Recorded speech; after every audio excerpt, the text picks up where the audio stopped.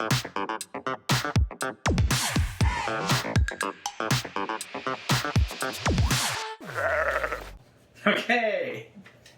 welcome back to another episode of randInt with Ravi and Chandra.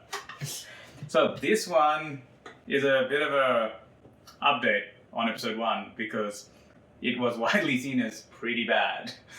That was the aim. Always try to make things that you're ashamed of. That's my goal. Well, yeah, it was. It actually was because it was a long weekend. If we didn't start it then this wouldn't have happened. So there's that. Exactly. This is definitely not a plug for easy second content. No, not that. It actually was really good feedback. This is true. Okay, so what feedback did we get? So let's going through on that. Number one was don't eat while recording. I know, and there's... Hey, we've done that. Supposedly it was a relaxed atmosphere. This is a bit tense, I gotta say. It's echoey, the spiders outside. We're in the log cabin. They could be outside, they could be inside. The surprise! There's one on your bed. But more about that in the next episode. So this is 1.1, the next one's going to be 2. We'll talk about that then. It was a fun conversation. It was meandering and didn't have a point. Well, yeah, that's kind of what randInt was meant to do. If you came to a random podcast and looked for a point. But we are spending season 1 getting to a format and hopefully rambling a bit less. Explain a bit more. This was probably the biggest point to actually go back to. Intro was bad. Explain what Ophthalmologist is, what research. Yep, cool, we're going to get to that. So, on with the show. So first of all, reason for the podcast. What was your motivation for agreeing to this, apart from me nagging for like weeks? A lot of nagging, combined with why not, plus seems like an interesting thing to have a chat with some friends. Yeah. But anything specific you want to get out of it? No, I just wanted to see what it'd be like to do a podcast, what it'd be like to get better at speaking, and also, now added to the list is storytelling. I want to get better at that. Yep. Let me just turn down the fan. See, if it was on a Mac, this wouldn't be a problem. Can I do that? Later problems. Where are we? Oh yeah, so for me, podcasts were... it's kind of like I started an email newsletter as well not that long ago. So I had all these random ideas watching other people start these things. And I actually quite enjoy them. Just listening to Tim Ferriss and Noah Kagan and like Chase Jarvis. All those ones are really interesting. I actually look forward to listening to it. It just seems like a conversation between two people. But there's obviously more to it because there's bad podcasts as well. But I couldn't quite put my finger on what's what. So I thought the best way to learn how to do anything is, or to figure out even the intricacies of what makes it. It's kind of like if you're an artist, when you go look at art, you appreciate it so much more than someone who kind of goes good, bad. So it gives you like a finer definition of what good, bad is. Appreciate what goes into making a good one. Yeah, or like, you kind of go, that was a really tricky question, and like interviewing. I generally don't do public speaking, and this seems far easier because I'm speaking into a laptop at the moment with a camera. And a camera. That's 2 things. Yeah. 2 publics. Yeah, well, this is true, but it's not like crowd here, So it was A, that, B, get better at storytelling, or actually it's more better at finding directed questions and guiding people to the bit of info. Because if you think about it, like, we're both medical, so when you take a referral, you listen, and then you ask some very pointed questions to get to what you actually want to know. This is true. You need to get the information you need so you can go back to sleep. Yeah, so, you commonly get as specialists like phone calls from junior staff going, hey, what do I do about X, Y, or Z? And it really depends on a few key pieces. They're trying to summarize a lot of info, but you probably need 2 or 3. So you get very good at asking specific questions, but outside the context of our specialty, that's pretty hard. So I want to get good at that. And also, I specifically didn't want to do anything. So a lot of people were like, oh, pick a topic and talk about it. Like, I don't actually want to do that because so much of what we do, like you with your coding and your research and stuff, which we're going to get to, and my clinical work is very topic-based. Like, you just have to be the subject matter expert. So hence I wanted something random where we could just come up with a segment, do it, and focus more on being entertaining and easy to digest and communicate clearly, rather than go, here's in-depth how anesthetics work. Like, we have to do 5 years of exams for this. Like, it would be boring as bad. And I think part of the fun is it is random, so we'll just see where it ends up. Yeah. Okay, so for you, what the hell is an opthal? What's Well, the everybody full knows. Opthal. Well, it's the thing that nobody can spell for a start. All right, spell it. It's really hard, so I'll skip that. So, What's the full? Yeah. ophthalmologist is the full word. Yeah. So basically, it's a medical doctor who specializes in the eye, and we're the ones who do surgery on the eye and diagnose and treat a bunch of different eye conditions. What's the difference between that and an optometrist? So we work together with the optometrists. They tend to do a bit more of the glasses prescribing, and now they're helping us see and diagnose conditions as well. But they tend not to do the starting and whole management of medical conditions. And we've been through medical school, so we're able to sort of tie things in together with other systemic diseases of the rest of the body as well. And we get to do surgery. What does that mean? What's a So systemic disease? systemic means other full body conditions. There's a whole bunch of conditions where, What's for an example? example, if you have diabetes, we can actually see that inside the back of your eyeball. And there's a whole bunch of other conditions like that where the eye literally is the window to the rest of the body. Oh God. All right, so So that's what an ophthalmologist is. and as you alluded to last time, you're not doing any clinical ophthalmology, Well, define clinical ophthalmology. like But, touching a patient in any way, shape, or form. So this last year, I've been doing my fellowship, which is basically the sort of end of your training. And what I've chosen to do is a research year, where basically I started my year, it was supposed to be a year over at Stanford University. But, this pandemic thing kind of happened, so plans changed. So I'm still officially working as a visiting scholar at Stanford, which basically means that I do research-related things at Stanford, and I get to sort of go and check out all the different classes and things there. That didn't Planning to work. head back, but who knows when. At the moment, can go to cafes here, can't go to cafes there. So, not much point doing Zoom meetings over there. So has it affected your research, the whole COVID thing? Well, my research was basically doing a whole bunch of different AI, so artificial intelligence, in medicine, well specifically in ophthalmology projects. So, for example, if you take a picture of the back of a patient's eye, and one of the projects was using a smartphone, so use your phone to take a picture of the back of the eye. Can you detect and diagnose diabetic retinopathy? So I built and coded a model which can do that with just as much accuracy as a doctor can. Hang on. Coding. Is that what you do in ophthalmology school? Well, that is part 3 of what I do. But most of my year's been doing basically research in that area. So a whole bunch of different types of AI, and spent the year sort of, also learning how to code, because the other thing I like doing is making stuff. And I want to tie that together with how I practice medicine, which is to try to make things which are going to improve the way that medicine can be practiced. And to do that, I wanted to learn how do you make things, especially in code. I like the software world, I like digital health, and I wanted to see and I wanted to be able to code things myself, because if I can make things myself, then I'll be able to work with others to understand just how that works. Ooh, we have lights. Yeah, so this is a... That's bright.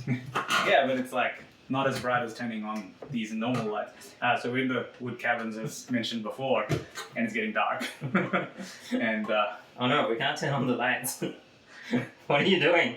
well, this one, so the whole thing was yesterday, we turned on the lights and all these moths got attracted to outside the cabin, and literally the cabin was swarming with spiders on the outside. And we were petrified that there was someone somehow going to sneak in. Yeah. So this one is far away. My AI model does not find spiders. So that's Cool. that's the basic 3 things of I am. I'm an ophthalmologist, so look after eye diseases. I do AI stuff in ophthalmology, and I like startups and making things. Oh, well, there's also the photography stuff and everything else. There's about 15 other things too, but let's start with number 3. All right, so I'm going to go with what's an anaesthetist. So anaesthetist or anesthesiologist, if you're American, is also one of those hard to spell words. I've got it written out in front of me, so it just wouldn't be fair if I spelled it out. Basically, we're also doctors who go to med school who you'll probably remember as the person giving you an injection, getting you to, well, I don't do it ever, but people seem to like counting back from 10 and passing out for surgery.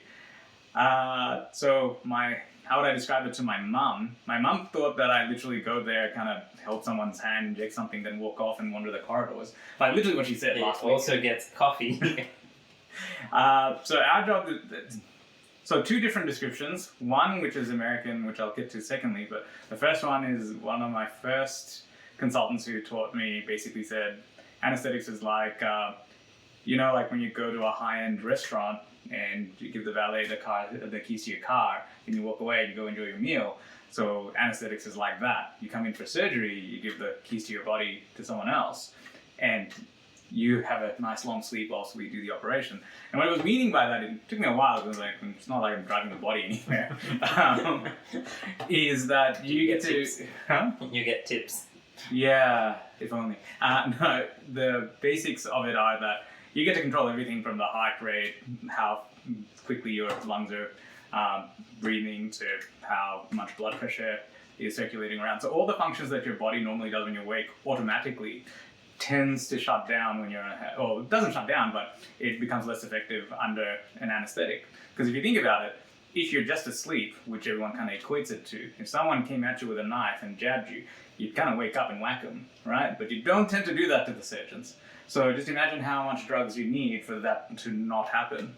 And basically at that stage, you start getting side effects of all these drugs, such as hypotension, so low blood pressure or low heart rates. And also you want to wake up not screaming in pain because someone's literally jabbed you with a knife all over your body. So we control the pain relief, and essentially we look after the first 24 hours of pre, intra, and post-op. So around the operation. So pre-operatively, we were just talking about this before. We basically screen patients to think, are they high or low risk, or is there anything we can do to make them safer for the operation? During the operation, we look after you. If there's any sort of resuscitation or anything like that that needs to happen, that's there.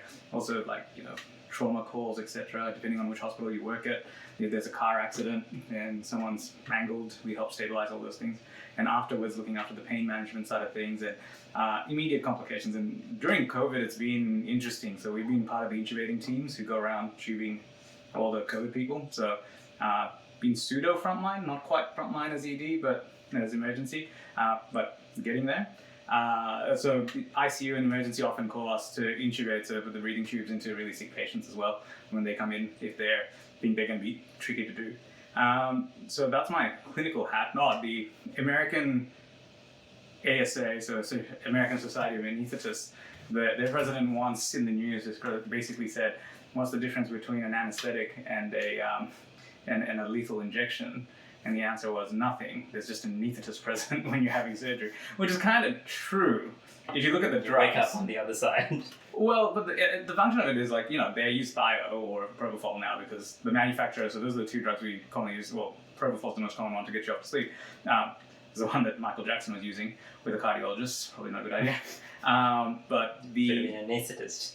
Well, someone who does airways regularly, But the basic principles of a lethal injection are make you asleep, make you relaxed, and then stop your breathing. And that's kind of the cocktail. So you use midazolam to make you relax, propofol or Thio to get you off to sleep. And they use this Attrac or one of the old ones, but one of the muscle relaxants that actually paralyzes you so that your reflexes don't keep going off. So it's quite annoying for surgeons if they go to operate and your leg reflexively tries to move away from it. Makes things hard. Even if you're asleep, these things happen, as you can attest. Yeah. So the difference is that once we give you those drugs, unlike in a lethal injection, we look after the airway, we put the breathing tube in, and we control those things. If you leave it uncontrolled, you tend to die. So that's where I come in for as an anesthetist. Other hats that I wear are in the department that I work. as I was mentioning before, I am the IT guy. So it involves not quite like nowhere near your level of AI expertise, but if we can, so I'm going to be like, they're going to be teaching me some of the Python stuff so that I can automate the mundane tasks around the department. And there's a lot of paperwork, a lot of medicine's really slow to change. So like you, but in a department setting, is what I'm trying to do, is change medicine slowly for the better, but once you're in the system, it's actually much, much slower than just stepping outside and doing it his way. So it's automating all the boring things, like even timesheets. Like we had to change it to an online PDF, and that's been a 3-month ordeal that I don't quite understand. But and on a side note, if anybody's interested in learning to code to automate stuff, look at a book called Automate the Boring Stuff. Would recommend. Yeah, that's that one's pretty good. So that's my other hat in the department, and like we're rolling out a new app for communication. So we kind of beta test everything, figure out how to deploy it the easiest way to the department. So a recent example was Zoom before it became the sensation during the pandemic. 2 years ago, we were implementing Zoom. So the problem is that most of the software has 101 different features, and that's all fine, but when you have an organization of like 10,000 people, you've got varying levels of tech expertise. So it's essentially boiling it down to what do we actually want from something, making the most basic instruction set, making sure that's deployable across the entire network, like based on what computer they're using, what different hardware they're using, testing it all out, going, yep, here's like 5 steps, that's all you need. There's other buttons, issue, no, you know, but so that's kind of my role, is to find the minimum viable thing to get it working for most people, because otherwise you just get complaints like, this is broken, or I wanted to do this. So there's all these fringe cases, but the basics work 90% of the time, and that's kind of my job in the department, is to take a piece of software, find the 9% mark, roll it out to most people, and then I'll help implement, like the ones that need the edge cases, I'll go and help them. So that's my department role. Outside of that, photography, so I run Photos by Rafi, which is an Instagram page and a blog and shop with jigsaw puzzles and calendars and other random stuff that we did on Kickstarter. And I started an email newsletter, so this was just all tinkering. Kind of like Chandra, I like making things too, but because I work essentially full-time clinically, I just don't have the time to, like, coding is very interesting and I'd love to learn more. It's just, considering it requires a lot of brain power to learn a new skill, I just haven't had the time. Which is why he's going to stop working clinically. Okay. Yes, once I retire. So that's us. So what else did we have? Oh yeah, so everyone was also going, hang on, you went on a kayaking trip and you had like 2 lines, like potty. So I'm going to put on my interviewer hat. Well. Yeah, and you get to tell us a few more details about it. So let's recap. You and friends. Yeah. So me and a couple of friends went on a kayak trip, and basically it was a long week. It was a weekend trip. It turned out there was about a whole day involved before going, which was picking up kayaks and working out how to secure them to a trailer. That was literally a whole day of tying kayaks to a trailer, untying them, and trying again. So it turns out if you tie them up one way, it seems like they're not going to fall off, but then they kind of look like they're about to fall off. And so then you have to keep trying again and again until you work out how to do it. And since none of us have ever tied a kayak to a trailer before, it took a little while. Anyway, we eventually got there. It was up north it was near Wangaratta. There was a river there. And none of us are really kayaking or camping people. But it seemed like a good idea to get in a kayak, float down the river for a while, camp, and then keep kayaking. Seemed like a good idea at the time. Turned out it was really good because we got really lucky with the weather. It was perfect, nice weather. The water level was great, so it meant there was enough water that you didn't have to walk the whole way. That's important. Oh, as in like the kayak gets stuck. Yeah, if it's completely dry, you can't go anywhere. Yeah. But it wasn't so full that there wasn't any fun bits. So because it was... Hang on, what? Because there's only a little bit of water, you still get branches and sticks and stuff sticking out the water, which you kind of got to dodge. And you get like little areas of rapids and things, which actually make it kind of interesting. You don't get that when there's too much water? Well, in the sections which had lots of water, basically the whole thing is fairly calm and there's nothing to hit. Okay. So, it's also nice, but it's more peaceful nice as opposed to doing things nice. What if it the other way? Like, if you had more water, more fast? Yeah, no, what you want is stuff sticking out of the water to make it interesting. Yeah, like those branches you're saying. So what was it with the branches? So, turns out all of the branches along the way have spider webs and spiders in them, which is fine because you just go around them. But then there's some sections where you can't dodge them, and so you end up with a kayak full of spiders that you have to shoot out. Just So was fun. you're the reason this log cabin is covered. Yeah, I think I brought them with me from the kayaking trip. But it was really good. We managed to find a campsite where there was a few campsites which were accessible by car, and because it was school holidays weekend, they were really busy.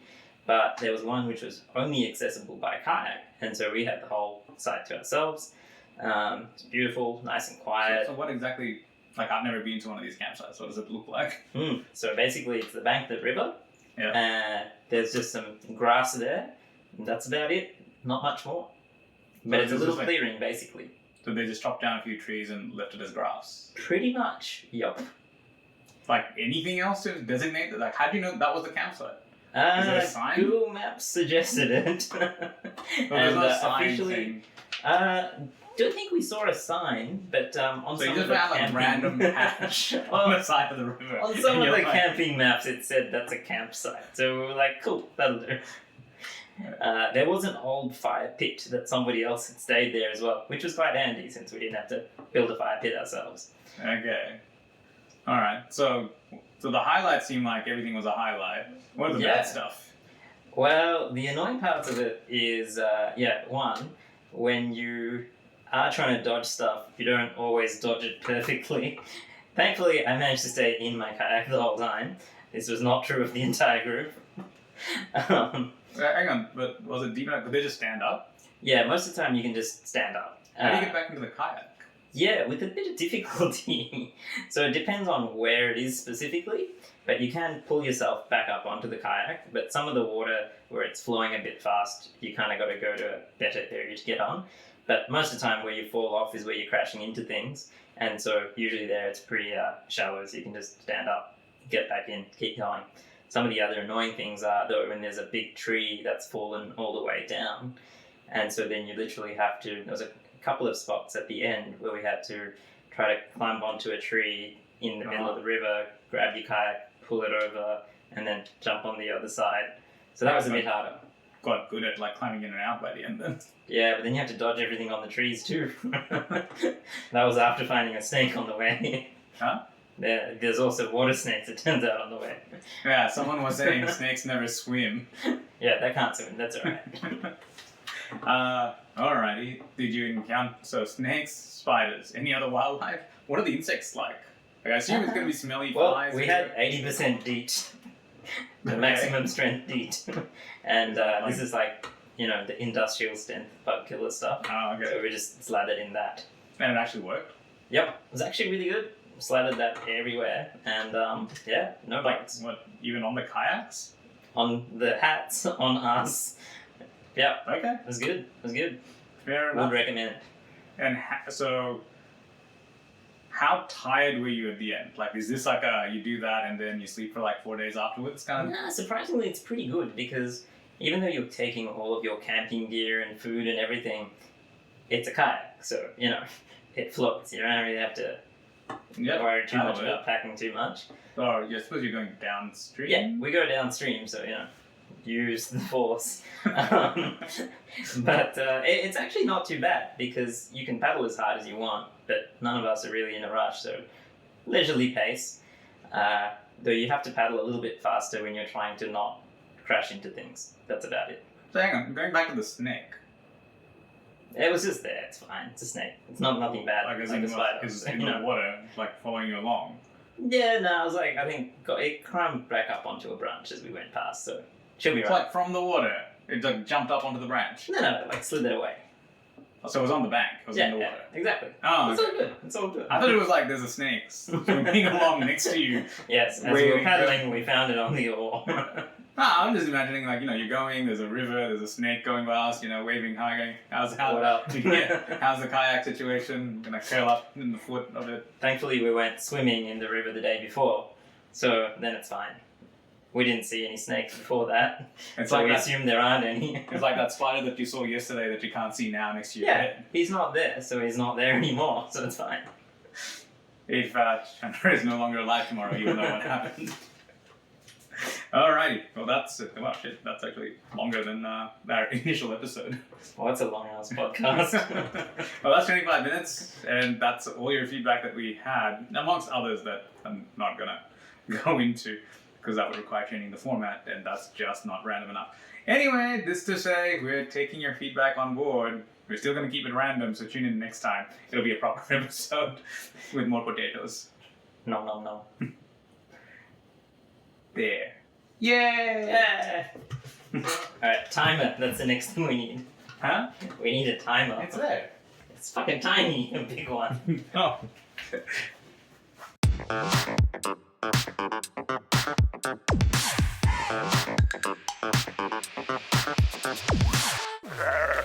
You know.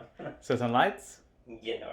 You want to use an iPhone? Because, iPhone solves the night problem. No, this is wide angle, man. Your iPhone thing sucks even more than... Let's just not use wide angle. Huh? But how do you get the expansive cabin? Are the spiders back? Push it back. No, this is too... That's just don't. Hi, yeah. Or clap, or whatever you want.